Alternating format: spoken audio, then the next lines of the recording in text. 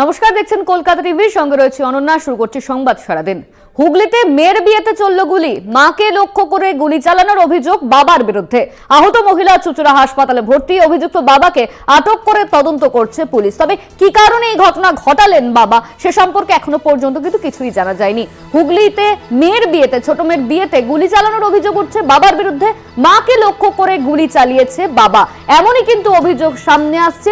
ইতিমধ্যেই অভিযুক্ত বাবাকে আটক করে তদন্ত করছে পুলিশ। তবে এখনো পর্যন্ত এই তদন্তে কিছু জানা যায়নি যে কি কারণে এই ঘটনা ঘটালেন বাবা। মা যাকে গুলি করা হয়েছে সে কিন্তু ইতিমধ্যেই চুঁচুড়া একটি হাসপাতালে ভর্তি রয়েছে। হুগলিতে মেয়ের বিয়েতে গুলি চললো, গুলি চালালো বাবা। মাকে লক্ষ্য করেই এই গুলি চালানোর অভিযোগ কিন্তু সামনে আসছে। হুগলির চুঁচুড়ার ঘটনা, মাকে লক্ষ্য করে গুলি চালানোর অভিযোগ। ইতিমধ্যেই কিন্তু অভিযুক্ত বাবাকে আটক করা হয়েছে পুলিশের তরফে।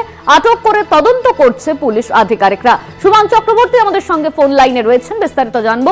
সুমন, এই যে বাবা যে মাকে গুলি করলেন, এর ঠিক কারণ কি, পুলিশের তরফে কি বলা হচ্ছে?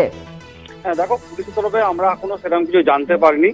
যেটা ঘটনা ঘটেছে গতকালকে, যে ব্যান্ডেল মানসপুর এলাকায় যে কিষান মালিক রয়েছে, তার মেয়েরই, ছোট মেয়ের একটা বিয়ের অনুষ্ঠান চলছিল, ছোটখাটো অনুষ্ঠান হচ্ছিল। সেই সময় তার মা যেটা অভিযোগ করে জানাচ্ছে, বাবার সঙ্গে কোনো কারণ নিয়ে একটা মতবিদণ্ডা শুরু হয়। তখনই হঠাৎই বাবা বন্দুক থেকে হঠাৎই মাকে লক্ষ্য করে গুলি করে দেয়। দেখো, এরপরে বিয়ে বাড়িতে আসা যে সমস্ত লোক বা পাড়া প্রতিবেশীরা ছুটে আসে, তখনই দেখে রক্তাক্ত অবস্থায় যে মা রয়েছে, কলা মালিক, তিনি পড়ে আছেন। তখনই তাকে উদ্ধার করে চুঁচুড়া হাসপাতালে নিয়ে যায়। কিন্তু প্রশ্ন হচ্ছে যে এইখানে বন্দুক পেলো কিভাবে? মানে তার মা যেটা জানাচ্ছে, রেগুলারই তাকে নাকি মদ্যপ অবস্থায় এসে মারধর করা বা কুকথা বলতো। কিন্তু পুলিশ তাকে বর্তমানে আটক করেছে এবং বর্তমানে যে মা কলা মালিক রয়েছেন, তিনি চুঁচুড়া হসপিটালে ভর্তি রয়েছেন। পুলিশের তরফে কি কিছু বলা হয়েছে যে এই যে প্রশ্নটা উঠছে যে বন্দুক পেলেন কি করে বাবা? পুলিশ তো তদন্ত করছে, কিছু জানানো হয়েছে পুলিশের তরফে?